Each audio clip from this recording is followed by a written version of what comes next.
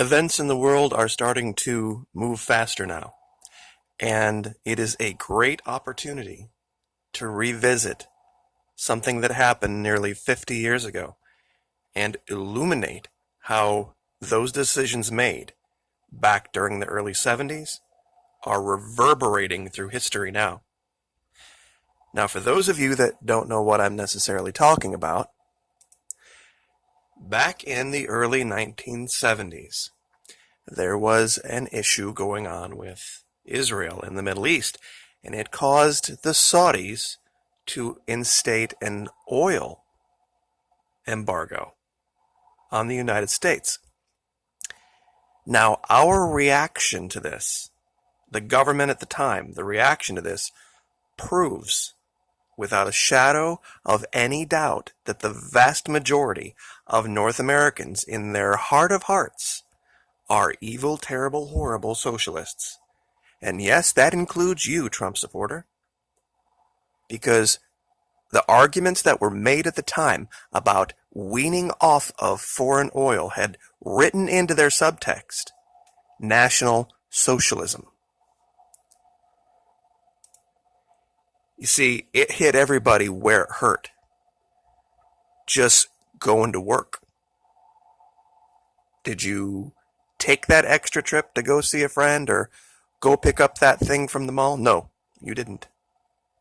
You did not waste the gas because you didn't know day to day whether it was going to be there or not. What happened was the rubber hit the road, so to speak, and it's kind of a bad pun, but with people that talked about the wonders of the free market. Now, the free market is going to save everybody, and neoliberal capitalism is great. When it actually came down to it, the first chance they ran to government and said, government, you need to ban the export of U.S. produced oil. We need all the oil that we are pumping out of our ground to stay right here in the good old USA. No more exporting oil for profit. Now, the big oil companies hated this. They loathed it, but they couldn't go against U.S. sentiment at the time because the support for that was virtually unanimous. The idea of needing to import Saudi oil was just antithetical to how Americans believed freedom worked. All sorts of things were implemented. And those of you who lived through it, I don't have to, reiterate this time for you. But when you talk about socialism is when government controls the means of production. Really? When you tell a business that, business, here are your customers. You're not allowed to have any other ones. That's control. That's a level of control that supersedes just about anything. When you can tell a private business who they can and who they can't sell their products to. And that's exactly what occurred. And that was in place until 2015. Now, there was a detail of this, what they called the Energy Policy and Conservation Act, that not a lot of people knew about. You see, it banned U.S. oil companies from putting domestically produced oil on the open market and selling it for profit. But it didn't prohibit them from going and pumping other people's oil, like Venezuela, and selling that for profit. So what do you think big business did? Big oil business did. However, down here, the very last line of other provisions, quote, the president was given authority to order maximum domestic oil and gas production, and the president was directed to submit plans for energy conservation and energy rationing in case of a fuel shortage. This was part of the ban on oil exports that just got lifted in 2015. The president no longer has that power. You see, what that meant was the president could order it whether it was profitable or not. Think about that for a minute. See, most people would agree with the concept that, you know what, U.S. pumped oil should somehow have some benefit for the people of America first. And this goes back to a huge pro-American, buy American sentiment that has absolutely nothing to do with the free market. This is about unleveling the playing field and saying, tariff all of these foreign goods and make it more expensive for them and make it much better government on our behalf for people to buy American. This was the same thing back in the 30s and 40s that's going on now. But it's social democracy 101, guys. When you then step in and say, government, on my behalf, do something to make my economic life better, that's socialism. When you start saying, we're going to give the government the control to do this and this and this and this and this. And that's exactly what all this is about, guys. This is all about the control of that one necessary vital lifeblood, that oil. And what's going on now over in the Middle East with the recent attack and series of attacks on different assets is directly tied to the failure of what happened in Venezuela. What do you think would be different now if we had this unlimited pipeline of basically free oil from the largest oil reserve in the world? Do you think we would give a rat's ass about what's going on in Iraq or Iran or Qatar or Saudi Arabia or anything like that? You see, that's why this is so relevant to everything. The failure here to overthrow this government, this complete geopolitical miscalculation, is now reverberating. Now they ain't got a choice. They failed here so miserably, so unbelievably miserably, that they are in a position now that's untenable.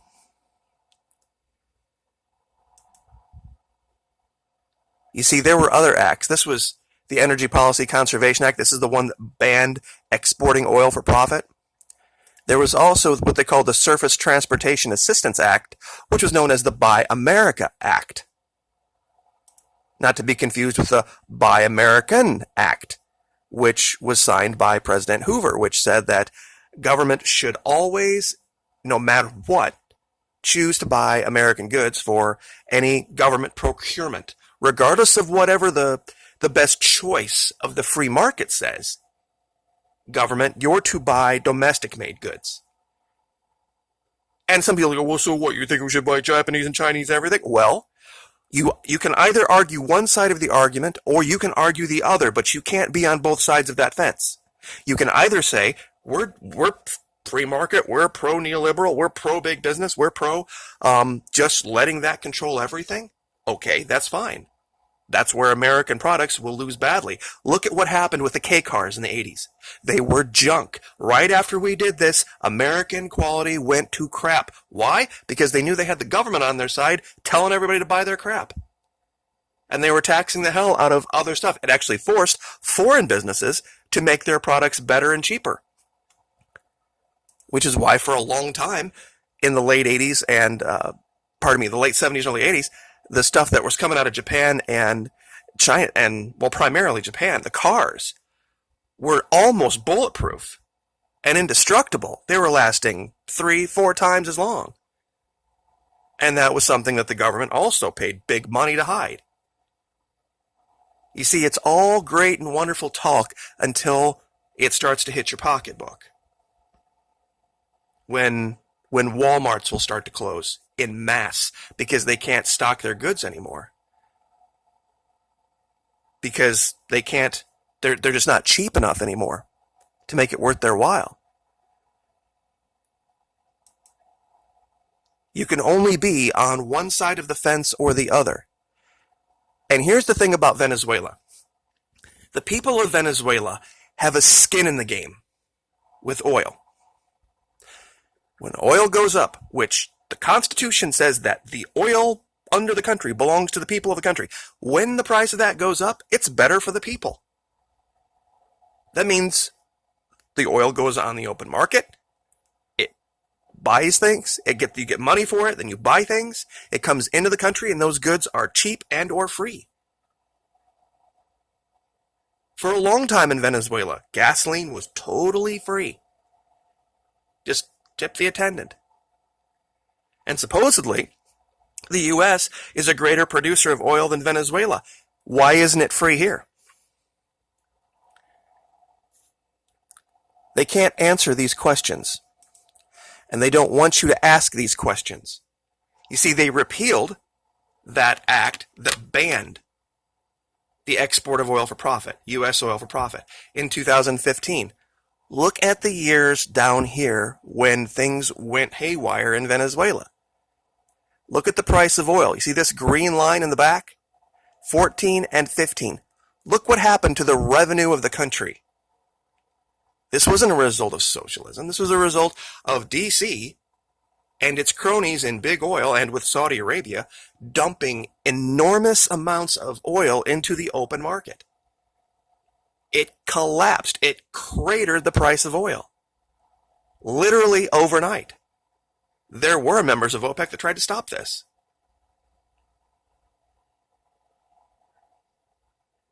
And couple that with the sanctions, meaning that when a part broke down on a rig, a Venezuelan rig, they couldn't buy a new one. There was plenty of new parts. That's just the companies that had the parts were sanctioned. They were not allowed to sell things to Venezuela. They were not allowed to participate in the open market or the free market. That's what sanctions are. They're restrictions on the open market, on the free market, which takes us all the way back. Sorry about that. Watching the series V recently. To this. We may be forced to do something about this. This is, of course, Kissinger over the barrel in 1973, the oil embargo. It's all come full circle, guys. It is all coming full circle. Even though the U.S. has come to the point where it's exporting more oil than anyone else, it's also importing record amounts of oil. That's what they don't tell you. You see, you'd have to ask a question, wait a minute. How can we be both exporting and importing at the same time? You would think we would try to be self-sufficient first, right? Yeah, you mean like Brazil? Yeah, a lot of people don't realize that. You see, Brazil is neutral in the sense that it produces enough petroleum products that it doesn't have to import any. It can provide the gasoline that it needs, and it has the refineries, by the way, for its population. And when this all hits the fan, I have said for a long time, watch Brazil. This whole mess with us in the Middle East, they're going to be the big winners.